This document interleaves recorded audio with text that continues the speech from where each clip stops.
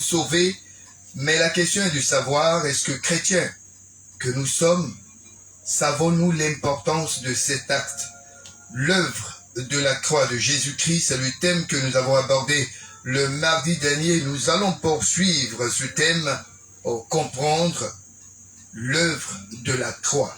Bien comprendre l'œuvre de la croix, c'est ce à quoi s'attelle donc le serviteur de Dieu, l'apôtre Konengwa Mourou de la mission chrétienne Louis VII de Koumassi, pour les chrétiens que nous sommes. Si nous comprenons réellement l'œuvre de la croix, nous aurons gagné notre vie en Christ. Shalom, serviteur de Dieu. Shalom, Yves Lavie. Voilà, nous le disions tantôt, l'œuvre de la croix, bien comprendre l'œuvre de la croix. Ah oui, c'est important, il faut bien comprendre l'œuvre de la croix. Et si nous comprenons, si nous avons saisi, si nous avons assimilé, on aura gagné. Justement. En temps, mais aussi en maturité spirituelle. Voilà, c'est-à-dire, celui qui a compris l'œuvre de la croix, il devient. Voilà. Alors, on va faire juste un rappel. Je deviens, permettez que je devienne l'élève, n'est-ce pas? Et vous le maître. Vas-y. Alors, on a dit que tout commence d'abord dans la Genèse, parlant de l'œuvre de la croix. Justement, dans Genèse chapitre 3, à partir du verset 15. Alors que ce que nous faisons contrairement, nous prenons dans le Nouveau Testament directement l'œuvre de la croix, alors que de façon prémonitoire, oui. L'œuvre de la croix a commencé depuis le Jardin d'Éden. Oui, ça a été annoncé. Annoncé. Et manifesté dans le Nouveau Testament. Tout à fait. Voilà. Voilà. Et donc, l'œuvre de la croix a été annoncée. Et donc, vous avez aussi dit que quand Adam et Ève ont été chassés du Jardin d'Éden, ils sont allés, ils se sont multipliés, mais c'est à partir d'Enoch que le nom de l'Éternel a été prononcé. Non, c'est à partir d'Enoch. D'Enoch. Voilà, pas Enoch. Alors, Enoch, c'est différent. C'est différent. Enoch est le fils de Seth. D'accord, de Seth. Voilà. Donc, c'est à partir de lui que l'homme commença à invoquer le nom de l'Éternel. Genèse chapitre 4 à partir du verset 26. Pour accomplir sa promesse. Non, c'est à partir de Enoch que l'homme commença par invoquer le nom de l'Éternel. D'accord. Donc, par définition, j'ai dit invoquer. Donc, depuis là, personne n'invoquait le nom du Seigneur. Tout à fait. Donc, qu'est-ce qui a amené les gens à invoquer le nom du Seigneur? C'est la crise qui a eu lieu. C'est-à-dire l'erreur fatale dans le jardin d'Éden. Donc, c'est cette erreur-là qui les a amenés à aller maintenant invoquer Dieu. Donc, lorsqu'ils invoquaient Dieu, c'était dans le but de réaliser la promesse de Genèse chapitre 3 à partir du verset 15. Selon laquelle, qui dit? Et Genèse 3, 15, que la postérité de la femme t'écrasera la tête et toi tu lui blesseras le talon. C'était la solution à la crise qui venait de vivre dans le jardin d'Éden. Donc, c'est à partir de Enoch qu'ils ont commencé par invoquer le nom de l'Éternel. Mais en l'évoquant, c'était dans un but. Que cette promesse de Genèse chapitre 3, à partir du verset 15, puisse prendre forme et puisse se réaliser réellement. Donc, à partir de là, je ressors une définition sur la prière. La prière, c'est invoquer le nom de l'Éternel pour qu'il réalise sa promesse. Voilà un peu. Pour qu'il réalise sa promesse. C'est que lui l'a dit, pas ce que nous on a dit. On a bien compris. Et puis, on poursuit. Alors, il faut aussi dire que vous avez dit que les malédictions sont les conséquences du péché. Justement. Aujourd'hui, quand on parle de malédiction, on a on occulte, c'est-à-dire... On occulte notre péché. Le péché. Oui, le péché. On s'en fout du péché. On remonte en arrière. On s'en fout, on dit, il y a des malédictions, il y a des malédictions, il y a des malédictions. Mais les malédictions, là, elles proviennent d'où d'abord? Elles ont une source. Lorsque vous lisez Romains, la Bible dit que comme par un seul, le péché est entré dans le monde. Et par le péché, la mort s'est répandue sur tous les hommes. Donc à partir de là, on comprend que c'est à partir du péché qu'on a entendu parler de la mort. Si tu vois un peu. Donc il faut que les gens comprennent que la malédiction, toutes ces choses ne sont que la conséquence du péché. Et lorsque la question, le problème du péché est réglé dans la vie du croyant, dans la vie de celui qui veut marcher avec Christ, on ne peut plus parler maintenant de malédiction. C'est tout. Parce que la question, le problème du péché est réglé. Donc lorsque le problème du péché est réglé, donc on ne peut pas parler de malédiction. Tout à fait. Voilà. Et pourtant, il y a des chrétiens qui vivent la malédiction. En fait, comment on peut expliquer cela? Parce que des chrétiens vivent la malédiction. Tout est un problème d'ignorance, de connaissance. La Bible dit, vous connaîtrez la vérité et la vérité vous affranchira. Lorsque les chrétiens connaissent certaines choses, la solution c'est de chercher à connaître la vérité. Lorsque vous découvrez la vérité, vous êtes affranchis.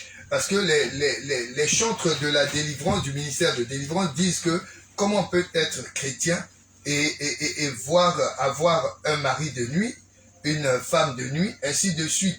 Ça veut dire que, bien qu'étant chrétien, il y a encore des malédictions qui s'affirment.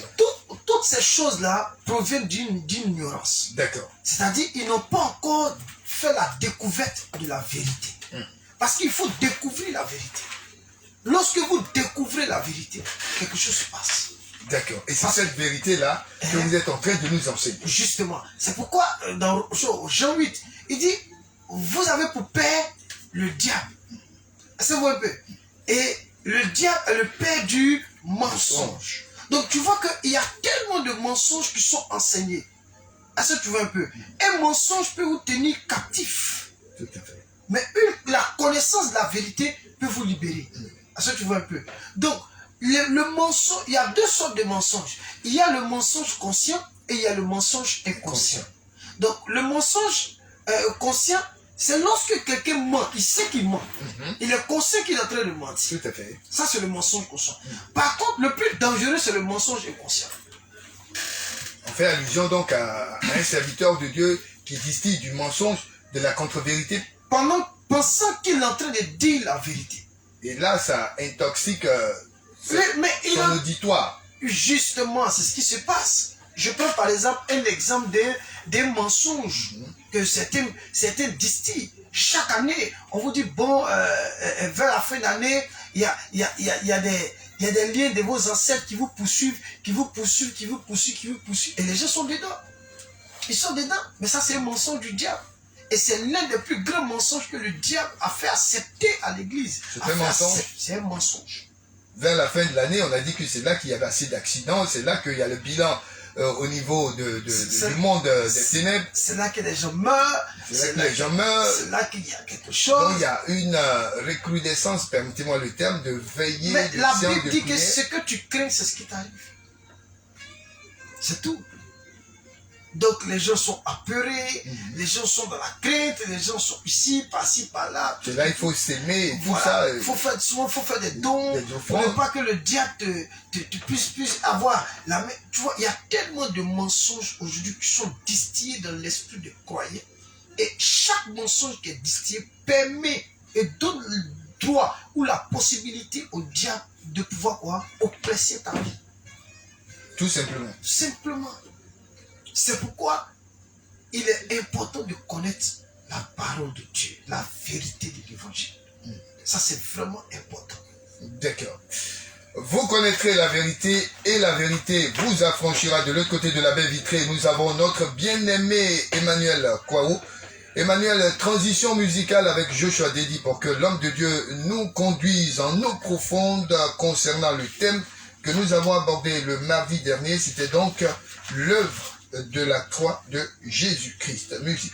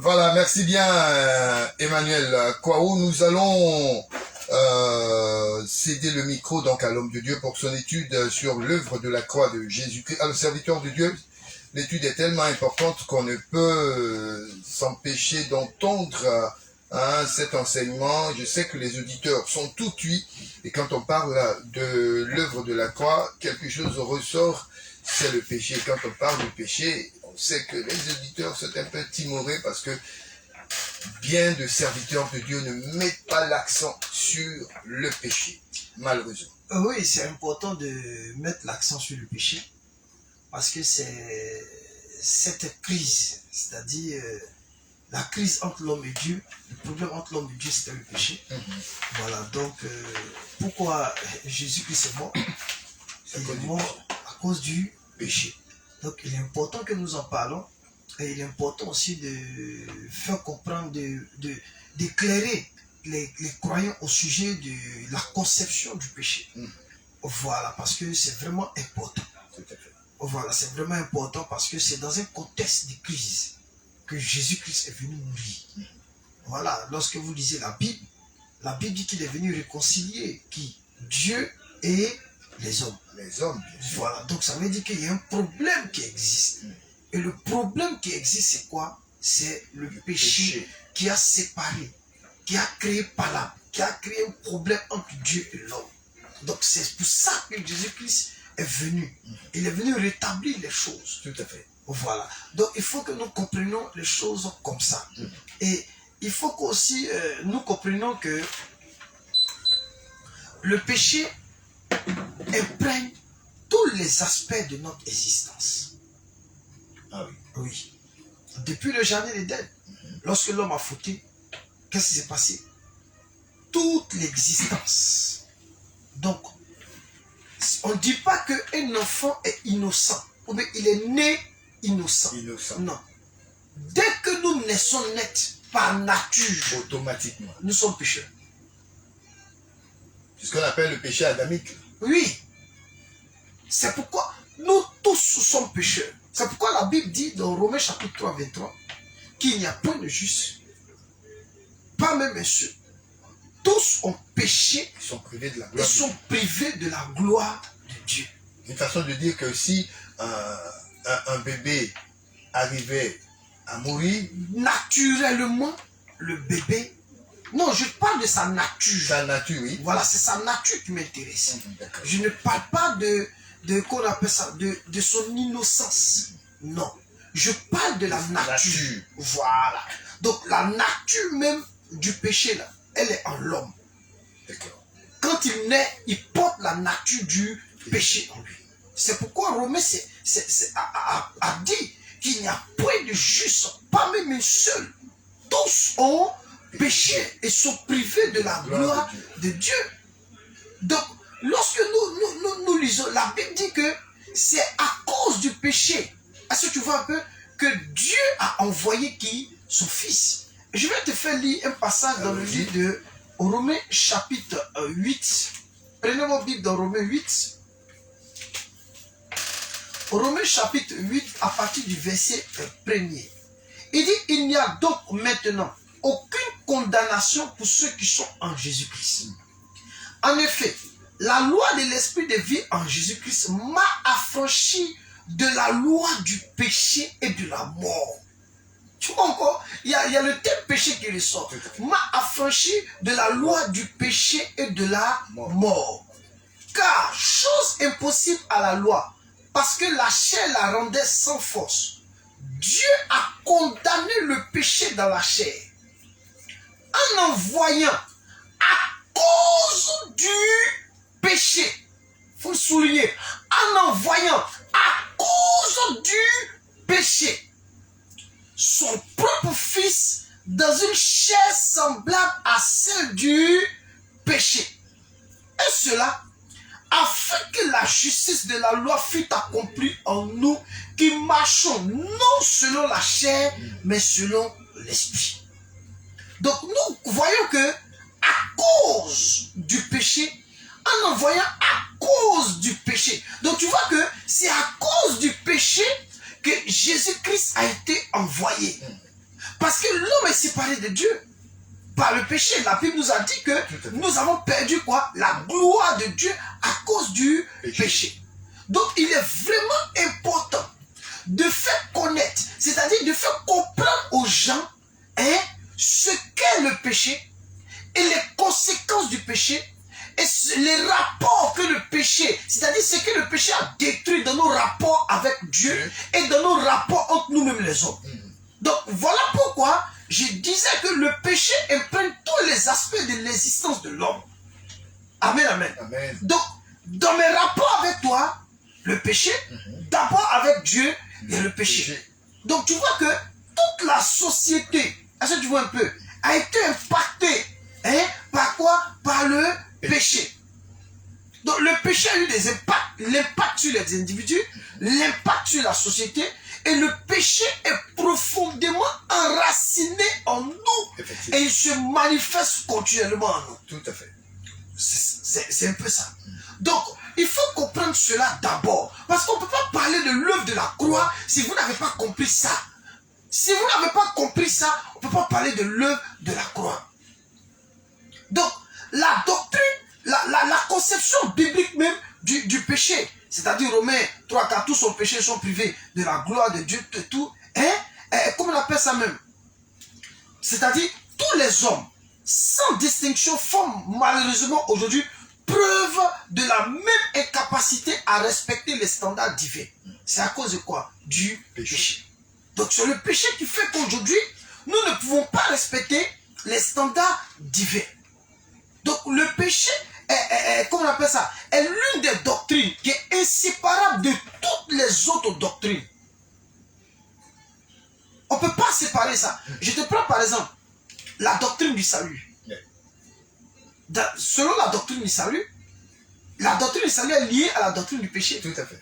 Pourquoi? Parce que Dieu est venu sauver les pécheurs du péché. C'est le salut. La doctrine de l'église, c'est quoi? Elle est liée au péché. Pourquoi? Parce que ce sont des pécheurs qui ont été libérés du péché qui représentent aujourd'hui l'église. Donc tu vois que c'est une doctrine qui est liée à toutes les autres doctrines. Donc on ne peut pas s'en défaire. Pas du tout. Donc il est important que la doctrine de l'amartiologie, qui est la doctrine du péché, reprenne sa place dans l'église. Lorsque cette doctrine va reprendre sa place dans l'église, ça va restaurer la vie de l'église. Parce que les gens comprendront ce qu'est le péché, les dangers qui guettent celui qui est dans la pratique du péché, et les conséquences qui sont liées au péché. Et à partir de là, maintenant, nous pouvons présenter la solution de Dieu au péché. Tout à fait. Ça, tu vois un peu. La solution de Dieu au péché. Donc, tu vois que j'ai dit ici le mardi passé que le monde n'est pas rentré dans l'église. Parce qu'on a pour habitude de dire que le monde est rentré dans l'église. Le monde n'est pas rentré dans l'église. Ce sont des mondains qui sont dans l'église. Ils ne sont pas convertis. Mais bien sûr. C'est ce qui est rentré dans l'église. Et c'est ce qui crée vraiment un peu le hic. C'est ce qui crée vraiment le problème. Est-ce que tu sais que le péché fragilise, le péché affaiblit, le péché fait que tu perds la gloire, la force, la puissance de Dieu. Est-ce que tu vois un peu?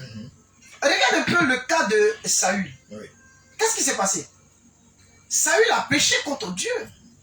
Et lorsque Saül a péché contre Dieu, Dieu s'est retiré de Saül. Et quand Dieu s'est retiré de Saül, la Bible dit qu'un esprit mauvais vint. Mais ça ne veut pas dire que Saül a arrêté de fonctionner comme roi. Comme roi. Ou bien comme oint. Il continuait sa fonction de oint. Il continuait sa fonction de roi. Mais l'Éternel s'était éloigné de lui. Pourquoi? Parce qu'il est tombé dans la pratique du péché.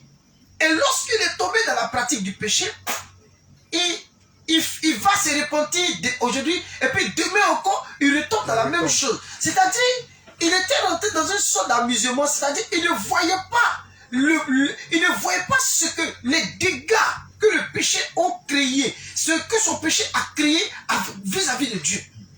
Donc le péché crée un dégât vis-à-vis de Dieu. C'est pourquoi, lorsque nous interpellons les frères, nous ne les interpellons pas dans le but de les condamner, mais nous les interpellons dans le but de leur présenter la réalité du péché et de montrer ce que cette réalité peut engendrer. Parce que la Bible dit en Romains 6, 23 que le salaire du péché, c'est la mort. Est-ce que tu vois un peu? Et le don gratuit de Dieu, c'est la vie éternelle en Jésus-Christ. Donc, aujourd'hui, qu'est-ce qui se passe? C'est-à-dire, tout le monde vient. Chacun vient aujourd'hui, celui qui s'élève, il vient, tout le monde vient aujourd'hui, comment on appelle ça, dans l'église, c'est pas mauvais. Nous ne rejetons personne. Nous ne disons pas aux gens, ne venez pas. Tout le monde vient, ça, on n'en disconvient pas, on n'est pas contre ça. Mais ce que nous ne voulons pas, et ce que nous nous opposons radicalement, et que nous ne voulons pas voir, c'est quoi? C'est qu'aujourd'hui, les gens aujourd'hui ont décidé de pouvoir, comment on appelle ça, adopter, comment on appelle, le mal, adopter le péché comme quelque chose de normal. C'est-à-dire, on s'en fout, et quand vous parlez, mon frère, tout le monde pêche, chacun a sa vie. Non, ça ne doit pas être le langage de l'église. Parce qu'aujourd'hui, l'église a changé de langage. Tout à fait. L'église a changé de langage. Et c'est là que vous disiez tantôt que ce sont des mondains qui... Sinon, quand on est chrétien, c'est ça. On doit s'en offusquer. Oui, justement, mais parce que le chrétien qui s'en... Vous dites, mon frère, viens voir à l'église, on va prier. Peut-être on aura... Non, on ne vient pas à l'église pour pouvoir prier. On vient pour comprendre les choses d'abord, avant de s'engager dans la prière. Donc on emmène des gens, non. Là-bas, on va aller faire prier des délivrances, prier des temps. Mais attendez. Une façon... Les problèmes comment on appelle ça, de déblocage, les problèmes de guérison, les problèmes de santé. Voilà comment les gens perçoivent Christ comme étant la solution. La solution se situe où? Mais la solution ne se situe pas là. Là, ce sont les conséquences de la solution. Parce qu'on a vu les conséquences du péché. Tout à fait. C'est quoi? C'est la mort. C'est les malédictions. Mais quand Christ est mort, il est mort d'abord pour créer, pour nous réconcilier avec Dieu. Parce que qu'est-ce qui fait que Dieu est loin de nous? Voilà le problème. C'est le péché. C'est le péché qui nous sépare de Dieu. C'est le péché qui nous éloigne de Dieu. C'est le péché qui fait que nous ne voyons pas sa face. Est-ce que tu vois? Regarde ce que Ésaïe, chapitre 58, dit à ce sujet-là. Qu'est-ce que Ésaïe, chapitre 58, dit? Il dit, Ésaïe, chapitre...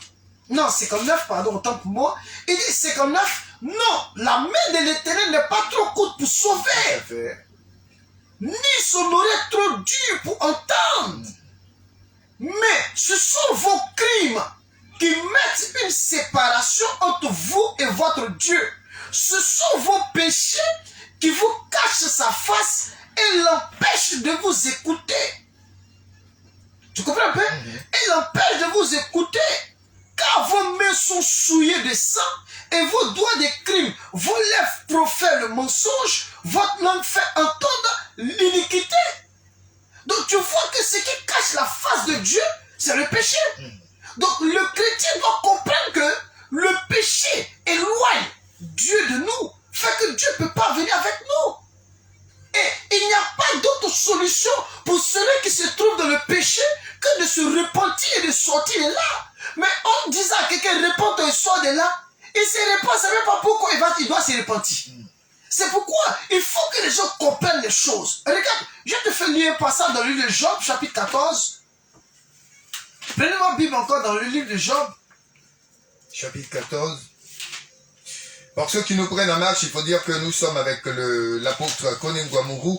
Le thème que nous développons, c'est l'œuvre de la croix de Jésus-Christ. Avec lui, donc, nous sommes déjà dans le préambule sur le péché. L'œuvre de la croix. Ok. Job chapitre 14, verset 4. Il dit, comment d'un être souillé, sortira-t-il un homme pur? Il n'en peut sortir aucun. Aucun. Aucun. Et là, ce qu'il dit.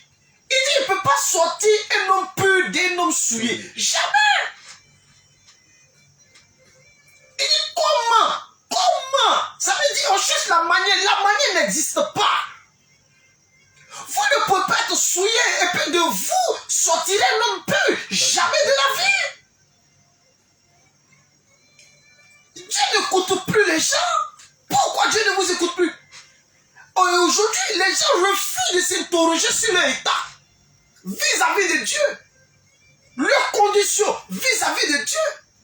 Les gens refusent de se mettre en cause et de revoir leur manière de marcher. Est-ce que notre manière de vivre ou de marcher repose au standard divin? Il y a problème. Il y a véritablement problème. Voilà ce qui affaiblit l'église. C'est le péché. La première église dans le jardin d'Éden, Adam était là-bas avec ses enfants. Et puis, mais qu'est-ce qui s'est passé? L'entrée du péché a fait quoi? Il les a mis dehors. Dieu les a chassés. Et ils se sont éloignés de Dieu. Ils ont perdu la gloire de Dieu. C'est la perte de la gloire de Dieu qui conduit le monde jusqu'à ce jour. C'est pourquoi l'église, Jésus-Christ n'est pas venu pour changer le monde, ni pour améliorer le monde. Le monde est déjà en putréfaction. C'est pourquoi lorsque les apôtres sont approchés de lui pour dire, Maître, est-ce en ce temps que tu rétabliras le royaume? Il n'est pas venu pour rétablir le royaume. Il est venu pour sauver des individus. C'est pourquoi dans Luc chapitre 19, verset 10, la Bible dit que le Fils de l'homme est venu chercher et sauver ce qui était quoi? Perdu. Mais lorsque quelqu'un se trouve dans la pratique du péché, il est considéré comme un homme perdu. Donc voilà ce que Jésus est venu faire. Le Fils de l'homme est venu donner sa vie en rançon pour beaucoup. Matthieu 20, verset 28.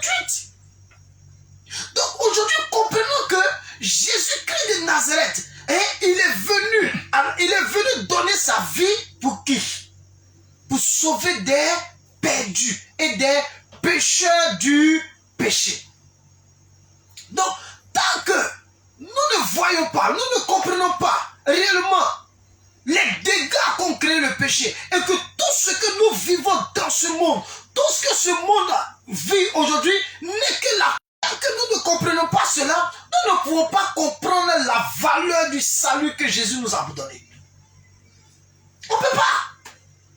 Quels que soient les mystères des prédications qu'on va donner à l'église, c'est des conneries. Parce que le béaba manque. Beaucoup viennent... Oui, parce que c'est là qu'on cible véritablement le péché dans l'église. Mais l'hypocrisie. L'hypocrisie. L'hypocrisie est un péché. L'envie est un péché. Il y a quel péché encore? Le mensonge. Le mensonge. Parce que les chrétiens, ils mentent beaucoup. Les chrétiens, c'est les menteurs. Hein? Ah oui? Ah, je te dis la vérité. Vous n'y allez pas du dos de la cuillère. Hein? C'est des vrais menteurs. Et même par rapport à quoi? Mais je te dis qu'ils ne vont jamais dire le fond de leur cœur et de leur pensée quand ils sont en face de vous. Certainement, peut-être qu'il n'y a plus de... On va dire qu'il n'y a plus de discrétion en milieu chrétien. Ce n'est pas une histoire de discrétion. C'est une histoire de franchise. Ils ne sont pas francs avec eux-mêmes. Ils ne sont pas, tu vois, ils sont pas honnêtes envers eux-mêmes. Mais tu fais du mal à qui? C'est pas à quelqu'un que tu fais du mal. Mais toutes ces choses-là que nous voyons, que nous rencontrons aujourd'hui, viennent de quoi? Viennent du fait que les gens ne savent même pas pourquoi ils sont assis à l'église. Tout à fait. Non, ma fille, Dieu va t'ouvrir les portes, tu seras une femme bénie. Je dis toujours aux gens, je dis toujours, même à mes enfants spirituels, je dis même à mes pasteurs, je leur dis toujours que prier pour quelqu'un pour qu'il voyage, les situations débloquées, ne fait pas de vous un pasteur. Mais c'est quand même les accompagnements de Mais les accompagnements ne définissent pas ton ministère. Donc, prier pour que les chrétiens soient bénis, qu'ils voyagent, qu'ils enfantent et tout ça, ça ne fait pas d'eux des pasteurs. Quand je dis, ça fait pas, c'est pas ce qui fait, c'est pas ce qui fait que tu es ouin, tu es un ministère, c'est ce qui fait ton ministère. C'est pas la quintessence même de ton ministère, de l'appel. C'est de ton appel même, c'est pas ça. Mais tout le monde le fait. Tout le monde le fait. Même les marabouts, ils le font aussi propre. Peut-être même plus dangereux que pour toi. Les gens le font.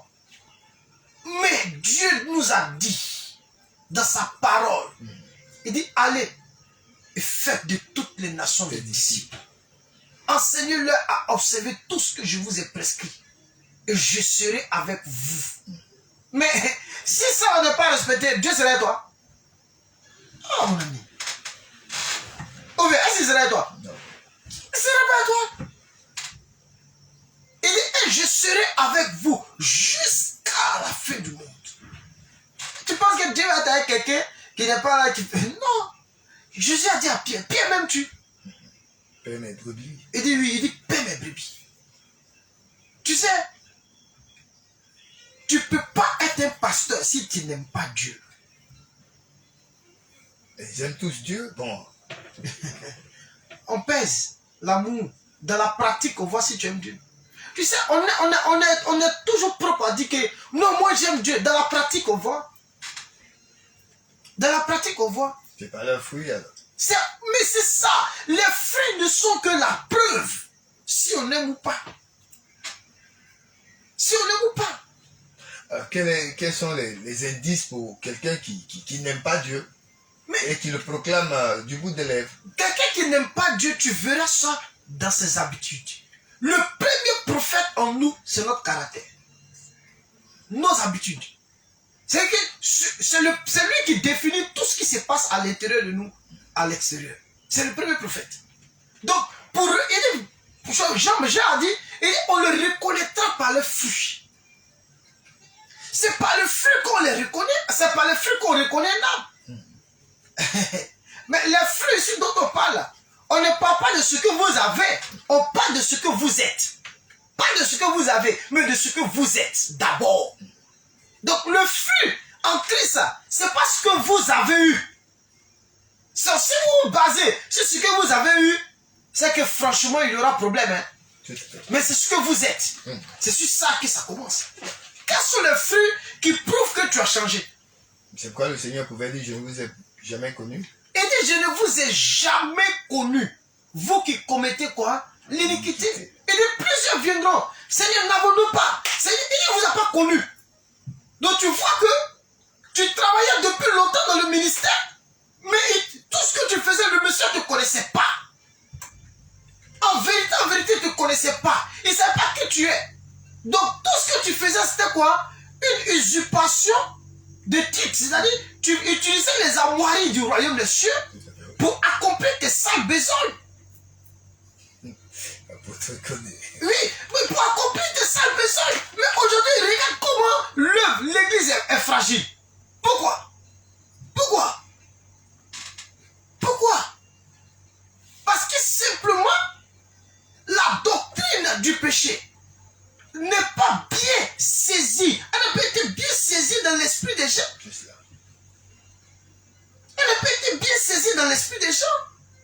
Le péché est un danger. Regarde les dégâts que ça crée entre Adam et Dieu. Il a perdu sa position. Il a perdu la gloire de Dieu. Il a tout perdu. C'est pas le fait qu'on ait beaucoup d'argent qui fait que nous sommes sanctifiés. Ça, jamais. Que tu sois riche, que tu sois pauvre, nous sommes tous des pécheurs. Et nous avons tous besoin d'un sauveur. C'est ça.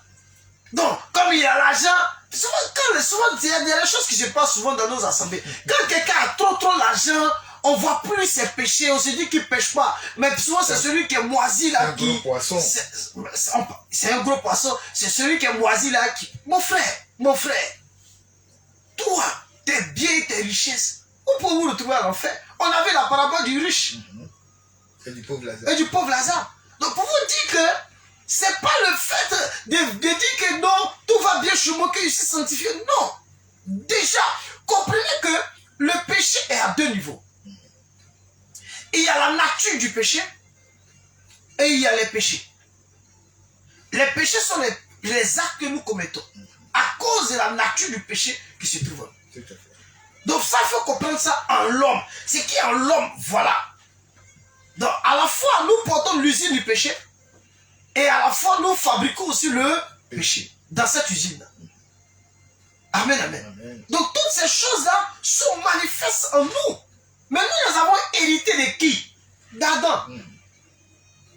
C'est pourquoi on dit comme par un seul homme le péché est entré et le péché s'est étendu sur tous les hommes. Sur tous les hommes. Tous les hommes. Donc, regarde un peu Dieu, lorsque Dieu marchait avec Israël, Dieu a dit à Moïse, prends le peuple et va. Il dit, je ne peux pas aller avec le peuple. Sinon, si je suis parmi eux, je les tue. Pourquoi il disait ça? Il dit, à cause de la présence du péché au milieu d'eux. Dieu dit à Moïse, à Josué, allez-y combattre Haï. Dieu lui a donné, vous allez avoir la victoire. Et il se lève et puis ils vont en bataille. Mais devant le petit peuple d'Aï, il perd la bataille. Il ne comprend pas, il se plaint, il se jette devant Dieu. Oh Dieu, je ne comprends pas, je ne comprends pas. Mais mon frère, tu ne comprends pas quoi? Il faut aller demander à ton peuple là. Qu'est-ce qui s'est passé? Il va, il s'est lancé, il s'est lancé. Dieu, il y a un interdit au milieu de lui. Donc, le péché est un interdit. Donc qu'est-ce qu'on trouve aujourd'hui dans ta vie? Qu'est-ce qu'on trouve aujourd'hui en toi? Parce que si on doit apporter la solution à ton problème aujourd'hui, si on doit apporter la solution ce soir à ton problème, il faut que tu réalises qui tu es. Premièrement, tu es un pécheur. Deuxièmement, tu pratiques qu'on appelle ça maintenant, on retrouve en toi les péchés. Les péchés, oui. Troisièmement, le péché a fait que tu es loin de Dieu, loin de toi. Si tu comprends ces choses et que les conséquences du péché là, il y a la mort qui t'attend dedans. Peu importe le péché, il y a la mort dedans. Quand tu comprends ça là, tu peux mieux t'approcher de Dieu maintenant. Mais il va s'approcher de Dieu comment? Allez, quand il s'assoit, il dit, arrêtez de souffrir. Venez à l'église, arrêtez de souffrir. Le temps de la souffrance est fini. Mais qui vous a dit que la souffrance là-haut, ça va finir? Pendant qu'on est seul, qui vous a dit que ça va finir? Qui vous a dit que la souffrance va finir? Ah, depuis là, vous êtes en train de lutter là, ça ne finit pas. Non, c'est un homme, il a beaucoup. Mais il faut avoir des milliards. La souffrance ne va jamais s'arrêter. L'argent ne met pas fin à la souffrance. Parce qu'il y a des gens qui ont l'argent, ils sont malheureux à l'intérieur d'eux. Il y a des gens qui ont l'argent, ils sont misérables. Ils sont pauvres de qui? De Dieu à l'intérieur d'eux. Non, ce n'est pas l'argent qui va faire qu'aujourd'hui, là, toi, quand on va te regarder, tu n'as plus de problème. Qui a dit? Qui a dit? Demandez à ceux qui dirigent les nations, qui dirigent le pays, s'ils n'ont pas de problème. Quand on dit que tu es un président de la République, il faut demander s'il n'a pas de problème. Il a un vrai problème. Souvent, ils ne donnent pas. Ils ont des insomnies. Pourquoi? Ça ne va pas. Il faut réfléchir. Mais est-ce qu'ils n'ont pas l'argent? Ils ont tous les moyens. Mais je vais te dire que l'argent ne procure pas la paix dans l'âme des hommes. La bonne position, la bonne condition sociale ne procure pas la paix dans le cœur de l'homme. Ça ne procure. La seule chose qui procure la paix, c'est Jésus-Christ. Et la paix qu'il est venu nous donner là, c'est cette parole qui était entre Adam et Dieu là. Il est venu créer paix. Voilà la paix là. C'est cette paix là. C'est pourquoi il dit, je vous donne ma paix. Pas comme le monde vous la donne. Parce que comme le monde donne la paix, on a la paix du monde aujourd'hui et non la paix du Christ. Parce que quand il y a les chrétiens, c'est les plus troublés. Ils sont toujours inquiets. Ils sont toujours soucieux. Pourquoi? Parce qu'ils n'ont pas encore expérimenté la paix qui vient de la croix. Mais c'est quelle paix?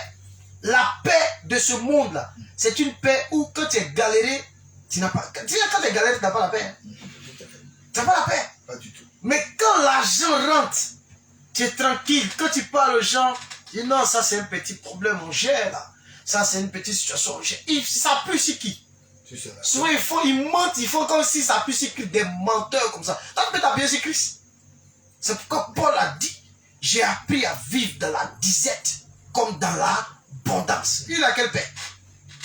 Il dit, je vous donne ma paix. Jésus a donné sa paix, mais pas comme le monde donne. Donc tu vois qu'on est tellement loin des choses de Dieu. Qu'aujourd'hui, quand tu regardes certains chrétiens, tu regardes certaines personnes, franchement, tu te poses encore beaucoup de questions. Frère, c'est seul Dieu qui a pris l'initiative d'abolir l'inimitié entre l'homme et Dieu, et lui. C'est lui qui a pris l'initiative d'abolir cette inimitié. C'est pourquoi, lorsqu'on a lu dans Romains 8, que Dieu, à cause du péché, a envoyé son fils. C'est lui-même qui dit, bon, hier j'ai glissé ça. Et puis il envoie dans la même chair son fils Jésus-Christ. On peut voir ça dans 2 Corinthiens chapitre 5 rapidement. Et puis on va ouvrir. 2 Corinthiens 5, verset 19. Il dit, car Dieu était en Christ, réconciliant le monde avec lui-même, en n'imputant point au monde leur offense, et il a mis en nous la parole de la réconciliation. Donc, quand tu as compris, tu as en toi la parole de la réconciliation. Et cette parole de la réconciliation, quand tu sors, c'est pour réconcilier le monde avec qui? Avec Dieu. Mais, on est réconcilié, ça par rapport à quoi? À cause de la crise du péché. Le péché fait trop de dégâts. C'est le péché qui a... C'est à cause du péché, aujourd'hui, on parle de l'émancipation des femmes. C'est à cause du péché, aujourd'hui, là, on parle de mondialisation, globalisation. C'est à cause du péché, aujourd'hui, on parle de quoi encore même? On parle le péché est à la base de tout.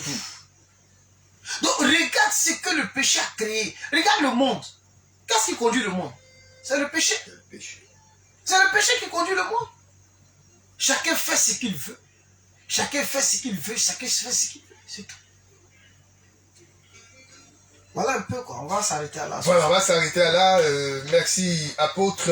On va attendre le micro à nos auditeurs. Le numéro de téléphone, il est le même. Il n'a pas changé. 07 77 59 56 50 07 77 59 56 50. Vous pouvez réagir à l'étude, cette deuxième phase de notre étude sur la croix, l'œuvre de la croix de Jésus-Christ. On a un auditeur en ligne. Auditeur, bonsoir. Allô? Il est là, Emmanuel? Auditeur, bonsoir. Allô? On peut l'avoir, il est parti. 07 77 59 56 50, 07 77 59 56 50, l'œuvre de la croix de Jésus-Christ. Alors, serviteur de Dieu, pendant que les auditeurs nous appellent, vous avez parlé là du péché, vous avez mis en exergue le péché. Et si on prend véritablement conscience, on se dit véritablement que nos assemblées, il y a des mondains dans l'assemblée. Oui, il y a des mondains parce que la manière dont ils sont rentrés, ce n'est pas par cette manière-là qu'ils doivent entrer. Voilà, c'est-à-dire c'est à nous de leur faire comprendre réellement que, voilà, il faille qu'ils reconnaissent leur position vis-à-vis de Dieu. Et que Dieu est la condition dans laquelle ils se trouvent. Et que Dieu aujourd'hui a décidé de briser cette inimitié-là. Et lui-même, il veut régler ça. Voilà, c'est un peu ça, quoi. Voilà. Et c'est d'abord cela qu'il faut comprendre en allant à l'église. Voilà, c'est ça. En allant à l'église, il faut comprendre ça. Mais c'est dommage aujourd'hui que l'église est devenue... Les gens ont une autre compréhension de l'église. Voilà. On a un auditeur en ligne. Auditeur, bonsoir. Allô? Allô, oui, bonsoir. Bonsoir, monsieur. Votre nom, s'il vous plaît. Allô? Allô, votre nom, s'il vous plaît. Monsieur Tony. D'accord, allez-y, intervenez, monsieur Koé. Ma question se porte sur le thème. Oui, on vous écoute. Hein. Votre question se porte sur quoi? Sur le thème du. Oui, oui, vas-y. Oui, allez-y. Il a extrapolé la votre auditeur. On ne vous perçoit pas bien. Est-ce que vous pouvez Parlez fort. parler fort et puis, oui, allez-y, droit au but.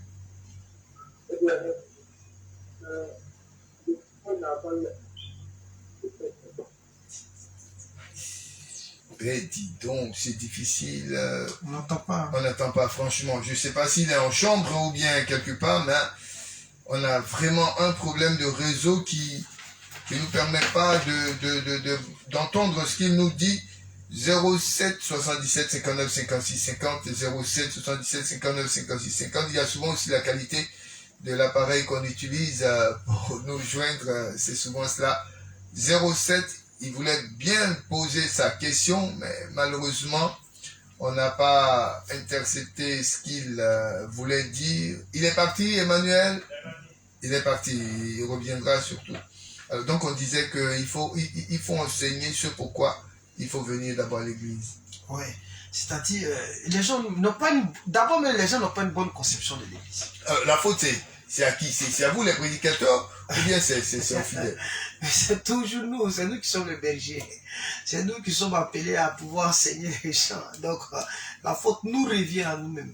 Voilà, c'est pourquoi il faut beaucoup enseigner. La Bible dit que les premiers chrétiens, ils enseignaient l'église. Et l'église persévérait dans l'enseignement des apôtres. Voilà, donc c'est à nous, en tant que bergers, de pouvoir enseigner le peuple de Dieu sur ces choses-là. Parce que quand les gens n'ont pas une bonne conception de l'église, c'est quoi l'église, pourquoi est-ce qu'il y a l'église, comment être intégré à l'église, tout et tout, les gens ne comprennent pas, tout ça, ça devient compliqué. On a un auditeur, certainement. Allô, bonsoir.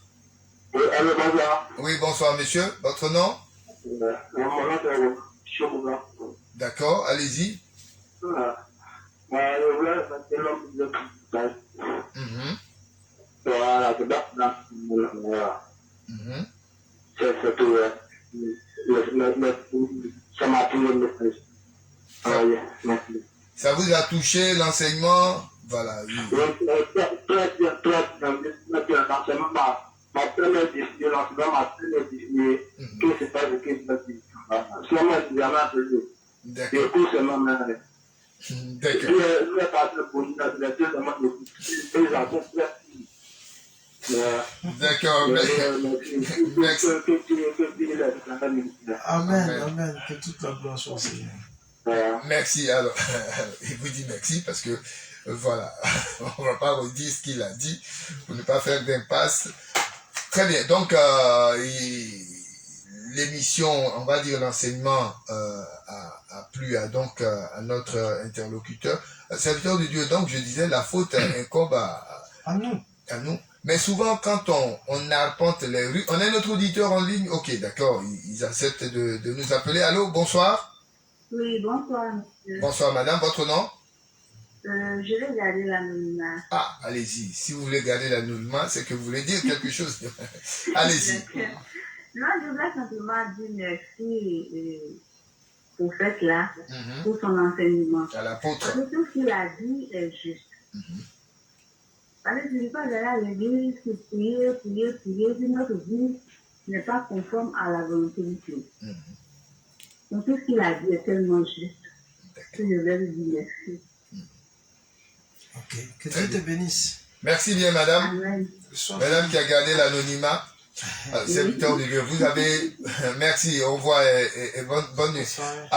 Alors, vous avez gardé, vous avez touché un point, Ésaïe 59. Ésaïe 59, c'est-à-dire la main de Dieu n'est pas courte, et ni encore son oreille trop dure pour entendre. La main de Dieu n'est pas courte pour sauver. Pour sauver. Voilà. C'est donc nos péchés qui mettent une séparation entre Dieu et nous. Oui, c'est ça. C'est cela. Très bien. Il ferme même sa face. Il ne te voit pas. D'accord. Et donc, quand on prend ce verset-là, ça s'apparente à ce qu'on voit dans nos assemblées.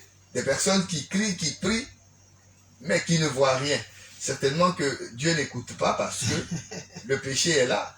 Ouais, mais tu sais que lorsque nous rentrons dans le cadre de la prière, c'est pas toutes les prières que nous élevons que Dieu exauce. Dieu exauce une prière qui est conforme à sa volonté. À sa volonté. Voilà.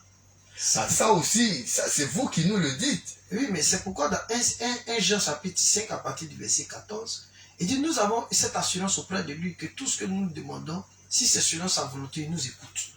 Et si nous savons qu'il nous écoute, nous possédons la chose que nous lui avons demandé, quelle que soit. Mais ce verset qui dit demandez et vous recevrez. Oui, la Bible dit demandez et vous recevez. Mais la demande que nous présentons à Dieu, ce n'est pas une demande parce qu'il faut demander. La Bible dit que vous demandez, vous ne recevez pas dans Jacques chapitre 4. Parce que vous demandez mal. Mal, dans le but de satisfaire vos désirs et vos passions charnelles. Vous êtes envieux et vous demandez. Vous êtes maîtrieux et vous demandez. Pourquoi? Donc tu vois que quand la Bible dit demandez et vous recevez, les demandes que nous faisons sont des demandes qui sont conformes à la volonté de Dieu que nous demandons. C'est pourquoi la prière, là, ça ne commence pas par dire je demande à Dieu. Ça commence par la connaissance de la volonté de Dieu d'abord. Si je connais la volonté de Dieu et que je demande, Dieu va m'exaucer. C'est tout. C'est tout. 07 70 citoyens auditeurs en ligne. Allô, bonsoir. Allô? Allô? Oui, bonsoir, monsieur. Bonsoir. Oui, votre nom, s'il vous plaît? C'est Yaoufran. Yaoufran nous appelle de quelle commune? À Makourou. D'accord, allez-y, monsieur Yaoufran. Je voulais juste dire merci à papa. Et maintenant, je voulais demander, est-ce qu'il n'y a pas eu, est-ce qu'on peut pas avoir une formation pour refermer l'église, pour enseigner le Dieu militaire à l'église? Et qui va le faire? Allô? Qui va le faire? Oui, les apôtres, puisque ceux qui nous respectent, parce que c'est pour les d'inquiétation pour réformer l'église et enseigner le Dieu militaire à l'église. Puisque tous ceux qui viennent l'église, ils ne connaissent pas le peuple militaire dans le royaume céleste et dans le royaume de Dieu, mais eux tous se perdent. Donc, il n'y a pas de repère. Maintenant, on peut enseigner les deux militaires dans le royaume et automatiquement qui je ne sais pas comment je vais le dire, mais automatiquement qui doit se repère en même temps et ta vie chrétienne est tellement bonne que le gars te demande de se depuis quand tu es converti. Merci. Ok, Dieu te bénisse. Voilà. Alors lui, il veut une réforme. Hein. Oui, mais c'est ça, moi je suis d'accord avec lui. Hein, mais qui va la faire?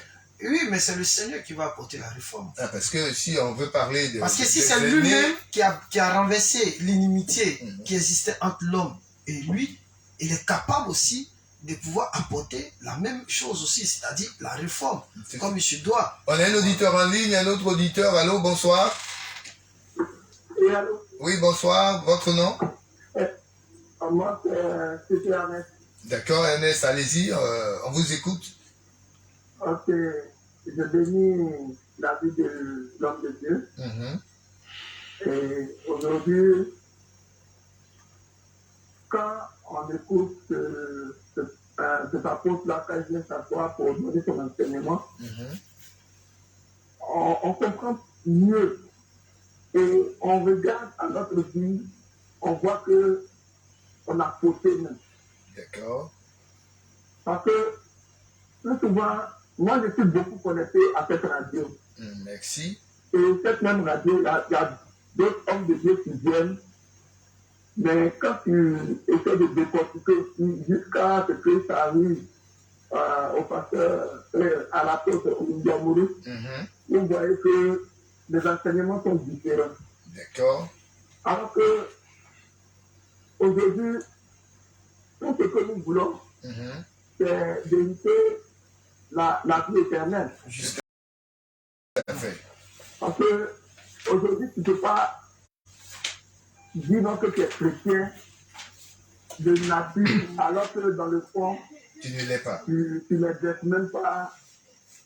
Parce que tu es plus pur même qu'un païen. Parce que ce que le païen reflète, il reflète la même chose. D'accord. Le païen ment, soit le chrétien qui ment. Le païen vole, soit le chrétien qui vole. Le païen se met en colère, soit le chrétien qui se met en colère. Ça veut dire qu'il n'y a même pas de différence. Et tout ça là, c'est parce qu'on n'a pas compris la base, le béaba même de l'évangile. C'est ça. Et aujourd'hui, quand on analyse, on voit que il y a des enseignements, quand ça vient, tu te dis non, que mais tu n'es pas chrétien. Tu n'es même pas chrétien. Tu n'as même pas décollé même d'un iota de la vie chrétienne. D'accord. Je ne prends pas sur tout le monde, je prends sur moi-même ma page. Parce que plus souvent, quand je l'écoute, je me remets en cause. Et je dis non, que vraiment, il faut vraiment que, comme mon prédécesseur l'a dit, il faudrait qu'on retourne à la base. Il faut une réforme. De l'étude, oui, à une réforme vraiment. Et repartir sur des nouvelles bases. D'accord. De savoir que l'enseignement manque. Aujourd'hui, la bénédiction, même quand tu prends dans le livre, la bénédiction est versée dans la parole. Mais aujourd'hui, là, on hérite des liens parce qu'on n'a rien compris à l'évangile. Mais celui qui a compris à l'évangile authentique doute les prémices de la bénédiction de Dieu. Merci. Merci, bien-aimés auditeurs. Merci beaucoup pour votre contribution. Merci, et lui aussi, pour lui, une réforme s'impose. Ouais, une réforme s'impose, c'est toute notre prière que Dieu lui-même apporte réellement cette réforme-là. Voilà, c'est notre prière, notre intercession, parce qu'aujourd'hui, tous les chrétiens ne sont pas nourris du même breuvage spirituel et du même aliment spirituel. Alors que Israël, mais étaient nourris du même breuvage et du même aliment spirituel. Voilà, donc c'est ce qui manque aujourd'hui. Voilà, tu vas entendre d'autres enseignements par-ci, ici, tu vas entendre d'autres enseignements par-là. Bon, tu vois que ça... Ok. Alors, serviteurs de Dieu, vraiment, merci, comme l'ont dit tous ceux qui nous ont appelés. Merci, que Dieu vous bénisse. Amen. Pour ces enseignements, ces études qui vont droit au cœur à ces chrétiens qui ne l'avaient pas, qui ne le savaient pas. C'est vrai, il faut dire que souvent, on occulte ce pourquoi nous venons véritablement à Jésus. Jésus est la solution, Jésus est la solution. Mais j'aime aussi ces prédicateurs dans les carrefours qui, eux, ne parlent pas des bénédictions. Ceux-là, ils ne parlent jamais de bénédictions, ils parlent du jugement dernier. Oui, tu sais, au fait, en matière d'évangélisation... alors là, évangélisation, c'est différent. Pourquoi le message diffère des assemblées? Non, il n'y a pas de message qui diffère souvent des assemblées. Souvent, il y a un manque de compréhension des Écritures. Parce que, regarde le côté même évangélisation. C'est pas tout le monde qui sait présenter l'évangile. Tout à fait.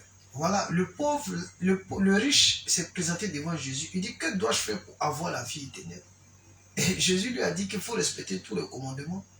Il a dit non, il a respecté depuis qu'il est petit. Tout. Après, il lui a dit, il te manque une chose. Va vendre tes biens et distribue au pauvre, viens chez moi. Alors que Jésus continuait toujours de lui parler de la loi. Donc Jésus lui a présenté les 10 commandements. Il a dit qu'il avait respecté les 10 commandements. Mais va vendre tes biens. Il refuse. Donc ça veut dire qu'il y a 2 commandements auxquels il n'avait pas obéi. C'est-à-dire Dieu a dit, tu n'auras pas d'autre Dieu devant ma face. C'est-à-dire ses richesses étaient un Dieu devant sa face. Et deuxième, il a dit, tu aimeras ton prochain comme toi-même. Donc tu as vu qu'il y a 2 commandements. Or dans Jacques chapitre 2 à partir du verset 10, la Bible dit que celui qui a désobéi à un commandement, il a désobéi à tous les 10. Donc devant la loi, il était condamné. Donc quand lui se présentait devant Jésus, il se présentait devant Jésus comme si lui, devant la loi, il était sans reproche. Or la seule personne qui était sans reproche devant la loi, c'était Christ. Donc lorsque nous présentons l'évangile, nous présentons l'évangile de sorte à amener tous les hommes à reconnaître que devant la loi, ils sont condamnables. Et lorsqu'ils reconnaissent qu'ils sont condamnables devant la loi, alors nous leur présentons maintenant la solution qui est Jésus-Christ de Nazareth. Merci, serviteur de Dieu. Belle conclusion pour ce mardi. On se retrouve mardi prochain. Alors, au niveau de la mission chrétienne le 7, est-ce qu'il y a un programme? Il y a un grand programme, notre conférence annuelle. Chaque année, nous organisons une grande conférence au niveau de l'église à Koumassi. D'accord. Et la conférence internationale édifiée. Et elle se déroulera du 15 au 20 mars. Nous sommes dans le mois du 15 au 20 mars. Il y aura des séances le matin et les séances le soir, de 9h à 11h et de 18h30 à 20h30. Donc nous sommes situés à Koumassi, non loin de la pharmacie Soleil, juste à l'arrêt des bus 32 et 92. Je n'ai pas de terminus, je dis juste à l'arrêt des bus 32 et 92. Donc, je vais profiter de ce micro pour inviter tout le peuple de Dieu, tous ceux qui désirent connaître la sainte doctrine et le thème, c'est porter du fruit à tous égards. Il y aura 2 orateurs, il y aura l'apôtre Kone Ngwamuru que je suis et le docteur Clément Jean qui nous vient du Ghana. Venez et écoutez, et pour écouter et être instruit de la sainte doctrine. Que le Seigneur vous bénisse et que sa grâce repose sur vous. Pour finir totalement, on va donner les contacts. Les contacts sont les suivants. Nous avons le 07 09 99 non 96 99 90. 07 09 96 99 90. C'est le missionnaire Begré Nestor au niveau de Yopougon. Pour tous ceux qui sont à Yopougon qui désirent partager la parole de Dieu avec le missionnaire. Et nous avons aussi au niveau de Koumassi le 07 09 27 24 46 et le 07 09 27 24 46. Merci bien, apôtre Kone. Merci pour cette étude qu'on va poursuivre encore le mardi prochain. L'œuvre de la croix de Jésus-Christ. Bien-aimés auditeurs de Radio La Voix Sainte, c'est ici que prend fin cette émission de Paroles révélées. On se retrouve mardi prochain. D'ici là, portez-vous bien. Shalom sur vous.